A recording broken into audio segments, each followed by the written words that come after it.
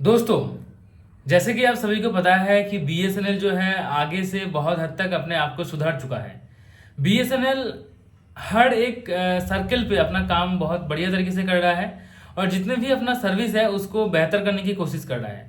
तो बीएसएनएल अपना 4G का जो 1 लाख टावर इंस्टॉलेशन का काम है वो तो खत्म कर दिया है, उसको लाइव करने की काम अभी चल रहा है। साथ ही साथ एक्स्ट्रा जो और 1 लाख 4G टावर इंस्टॉलेशन का काम है उसका भी काम ऑलरेडी बीएसएनएल ने शुरू कर दिया है। उसका टेंडर टीसीएस को कुछ दिया भी गया है, उसका भी काम शुरू हो चुका है।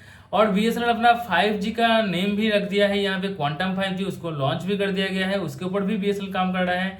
धीरे धीरे बीएसएनएल अपने 4G 5G के साथ साथ अपने ब्रॉडबैंड सेक्टर पे भी काम कर रहा है। दोस्तों, बीएसएनएल का जो ब्रॉडबैंड सेक्टर है जिसका नाम है भारत नेट प्रोजेक्ट, ठीक है, उसका 3.0 आने वाला है। यस, बीएसएनएल का ब्रॉडबैंड सेक्टर में अभी बहुत बढ़िया तरीके से काम होने वाला है। भारत नेट प्रोजेक्ट का 3.0 आने वाला है और ये ब्रॉडबैंड जो है ये गांव गांव तक पहुंच जाएगा। ठीक है, बताया जा रहा है कि इसका इंटरनेट जो है बढ़िया तरीके से काम करेगा और ये सैचुरेशन प्रोजेक्ट के थ्रू काम किया जाएगा। सैचुरेशन प्रोजेक्ट बीएसएनएल का एक ऐसा प्रोजेक्ट है जहां पर बीएसएनएल ढूंढ ढूंढ के निकालता है कुछ ऐसे एरियाज को, शॉर्टलिस्ट करता है जहां पर नेटवर्क है ही नहीं। मतलब आप मान के चलिए समंदर के आसपास या हो सकता है कि जंगल के बीचों बीच छोटे छोटे छोटे छोटे जो गांव होते हैं 20-50 फैमिली को लेकर, ठीक है, 20-50 घर होते हैं वहाँ पर, पहाड़ के ऊपर भी होते हैं, जंगल के आसपास होते हैं, समंदर के आसपास होते हैं। तो ये जो छोटे छोटे गांव हैं जहाँ पर कोई भी कंपनी टावर इंस्टॉलेशन करना नहीं चाहते हैं, क्योंकि वहाँ पर अगर कोई टावर इंस्टॉल करेगा तो वहाँ पर मुनाफा तो होगा ही नहीं, वहाँ पर नुकसान हो जाएगा उनका, क्योंकि एक टावर इंस्टॉलेशन में करोड़ों का खर्चा होता है और वहाँ पे अगर 20 फैमिली है, 20 फैमिली में अगर 10-20 फ़ोन है तो क्या ही लोग रिचार्ज करेंगे और क्या ही वहाँ से पैसा आएगा, है ना।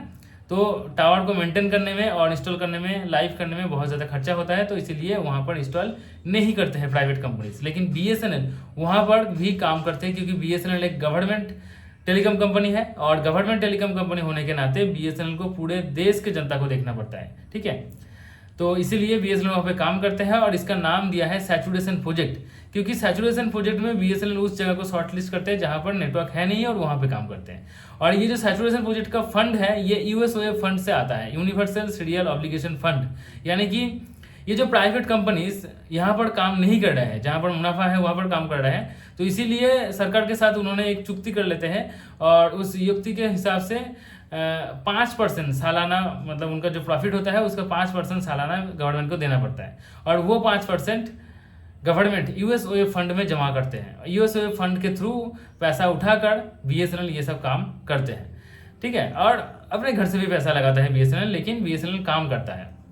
तो अभी ये ब्रॉडबैंड सेक्टर पे बीएसएनएल तहलका मचाने वाला है और ब्रॉडबैंड का जो भारत नेट प्रोजेक्ट है उसका 3.0 शुरू होने वाला है। और गवर्नमेंट का और एक यहाँ पर बहुत बड़ा अपडेट आया था, गवर्नमेंट का डिसीजन है कि जितने भी इंडिया में गवर्नमेंट ऑर्गेनाइजेशन है, छोटे से बड़ा जितने भी ऑर्गेनाइजेशन है, वहाँ पर बीएसएनएल का ही डंका बजेगा और बीएसएनएल का नेटवर्क यूज़ किया जाएगा।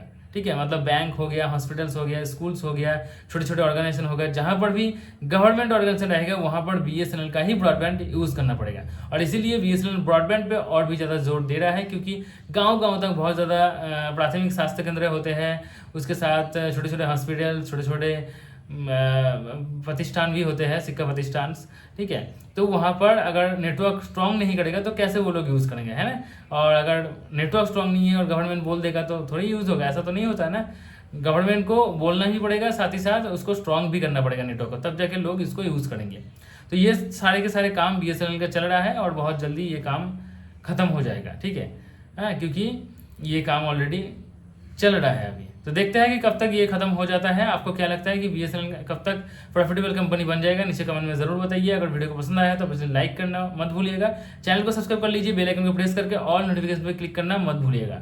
ठीक है, क्योंकि यहाँ पर मैं छोटे छोटे वीडियोस बनाता हूँ, छोटे छोटे वीडियो के अंदर बड़े बड़े इन्फॉर्मेशन देता हूँ। तो दोस्तों, आज के लिए इतना ही। Good bye and take care.